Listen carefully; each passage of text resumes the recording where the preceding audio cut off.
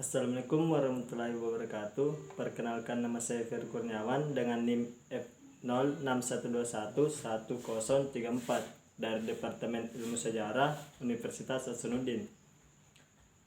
Pada video kali ini saya akan memaparkan bab 2 dari buku Martin Perry, Revolusi Industri, Transformasi Masyarakat dalam Martin Perry, Peradaban Barat dari Revolusi Prancis hingga Zaman Global. Yogyakarta, Kreasi Wacana 2013, halaman 47-72. Pada akhir abad ke-18, industri telah mulai mengalami perkembangan. Eropa dan Amerika menjadi salah satu wilayah berkembangnya bidang industri. Barulah pada abad ke-19, dampak perkembangan industri mulai menyebar ke seluruh dunia. Tenaga manusia secara perlahan digantikan dengan tenaga mesin yang lebih canggih. Munculnya zaman industri. Perkembangan industri di wilayah Eropa didasari oleh beberapa alasan, diantaranya yang pertama, Eropa Barat dapat dikatakan lebih kaya dibanding dengan sebagian wilayah di dunia dengan perluasan pasar. Adanya persaingan militer yang sengit mendorong industri untuk memproduksi secara besar-besaran persenjataan, seragam, dan kapal-kapal. Peningkatan populasi dan produktivitas pertanian. Britania yang pertama. Britania bertindak sebagai pelopor. Hal ini disebabkan oleh persediaan aran dan besi yang melimpah, memudahkan dalam bidang pertambangan. Dengan sistem transportasi sungai yang didukung dengan kanal-kanal dan jalan tol yang lebih memudahkan Britania, dengan ketersediaan modal yang cukup, Britania mampu melakukan investasi terhadap industri-industri baru. Perubahan-perubahan di bidang teknologi. Yang pertama, industri kapas. Britania yang awalnya menjadi pusat perdagangan wol pada abad ke-18 mengalami peningkatan dengan memproduksi kapas. Dengan peningkatan pertumbuhan 10 kali lipat di antara tahun 1760 dan 1785 dan terus meningkat di tahun setelahnya. Pada tahun 1733, James Hargreaves menciptakan mesin tenun yang disempurnakan pada tahun 1768 yang memungkinkan menghasilkan kumparan dalam waktu yang cepat. Dalam 5 tahun, Richard Arkwright menciptakan mesin yang dapat digerakkan oleh air atau manusia, dan mesin tenun Samuel Crompton pada tahun 1779. Yang kedua, mesin uap. Pada tahun 1760, James Watt mengembangkan mesin uap. Mesin dijalankan dengan menggunakan arang atau kayu. Pabrik-pabrik tidak lagi terkendala oleh air. Pabrik-pabrik dapat dibangun di mana saja karena menggunakan uap. Industri besi. Yang ketiga, industri besi. Industri besi memunculkan permintaan yang besar pada tambang batu bara untuk bahan bakar tungku-tungkunya.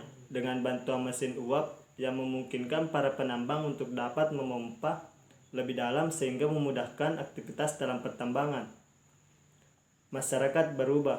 Perubahan di bidang produksi pertanian, organisasi bisnis, dan teknologi mempunyai konsekuensi revolusioner kepada masyarakat.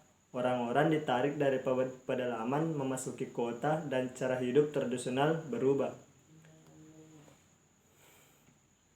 Kota-kota semakin besar dalam jumlah, ukuran, dan populasinya akibat industrialisasi.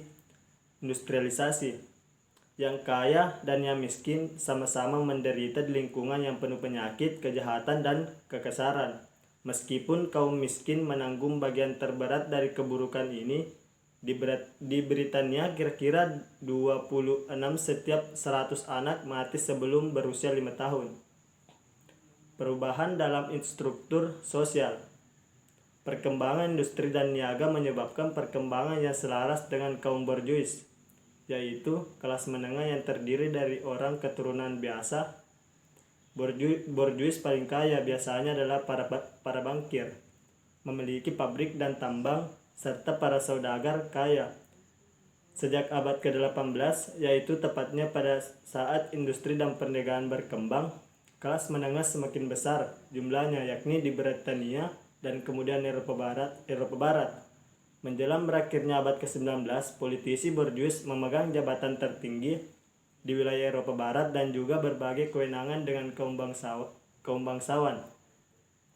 Kelas menengah semakin berpengaruh, bahkan sudah menjadi hal biasa jika di Eropa kaum borjuis membelanjakan laba mereka untuk membeli perkebunan besar serta menyamai kesenangan dan perilaku kaum bangsawan. Kehidupan kelas pekerja. Kehidupan tidak mudah bagi orang-orang yang pekerjaannya memberi sumbangan kepada proses industrialisasi. Biasanya karyawan pabrik adalah para pendatang baru dari wilayah-wilayah pertanian, di mana mereka telah terusir dari tanah itu. Kadang-kadang dibandingkan dengan kehidupan mereka di desa, standar kehidupan pekerja naik, khususnya jika mereka adalah bagian dari keseluruhan keluarga yang mendapat pekerjaan. Bayaran untuk satu keluarga mungkin lebih baik daripada yang dapat mereka peroleh dari pekerjaan pertanian. Munculnya pembaruan di Britania. Meskipun ia adalah negara paling bebas di Eropa, pada dasarnya awal abad ke-19 Britania jauh dari demokratis. Sebagian pekerja tidak bisa memberikan suara. Banyak kota kecil terus diperintah oleh kelompok-kelompok yang korup. Pemisahan sosial bangsawan dan rakyat biasa di Britania tidak sekaku di daratan. Anak-anak bangsawan tidak mewarisi gelar sehingga harus berkarir di bidang hukum, bisnis, militer, dan gereja. Dominansi ini bertahan meskipun terjadi perubahan-perubahan yang luas di bidang sosial dan struktur ekonomi di dalam proses industrialisasi selama paruh kedua abad ke-18. Tanggapan terhadap industrialisasi. Masalah-masalah yang diciptakan oleh industrialisasi yang pesat mempengaruhi secara mendalam pemikiran politik dan sosial. Liberalisme. Teori ekonomi liberal berpandangan bahwa ekonomi seperti negara harus dijalankan sesuai dengan hukum-hukum alam daripada perintah-perintah penguasa. Percaya bahwa para individu bertanggung jawab pada kemalangannya sendiri.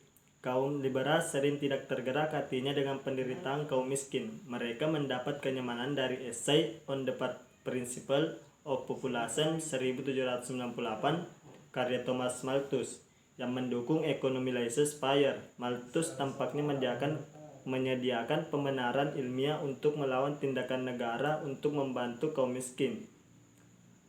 Kata Malthus, bila mereka menerima upah yang lebih tinggi, mereka mempunyai anak yang lebih banyak sehingga mengacaukan keseimbangan sumber daya populasi dan mendarat kesengsaraan kepada diri mereka sendiri dan orang lain. Sosialisme awal. Kaum sosial berargumen keprihatinan kaum liberal terhadap kebebasan dan kesamaan individu berdampak kecil terhadap kemiskinan, penindasan, dan keseksamaan kasar yang mengganggu masyarakat modern. Kaum sosialis percaya bahwa mereka telah melihat suatu pola di dalam masyarakat manusia yang jika dimensi dengan tepat dan bertindak berdasarkan akan membawa keselamatan duniawi kepada pria dan wanita. Industrialisme dalam perspektif. Seperti revolusi Prancis, revolusi industri sangat membantu dalam memodernkan Eropa. Pada akhirnya ia mengubah setiap segi masyarakat. Kehidupan petani berpusat pada keluarga dan desa, dan anggota keluargaan jarang berpisah. Kelas yang paling kaya dan paling kuat adalah kaum bangsawan. Dengan menganjurkan cara pandang pencerahan pada pembaru Prancis membongkar lebih lanjut pilar-pilar religius dan politik masyarakat tradisional. Baik, hanya itu yang bisa saya paparkan dari bab 2 buku Martin Ferry, Revolusi Industri, Transformasi Masyarakat. Terima kasih. Wassalamualaikum warahmatullahi wabarakatuh.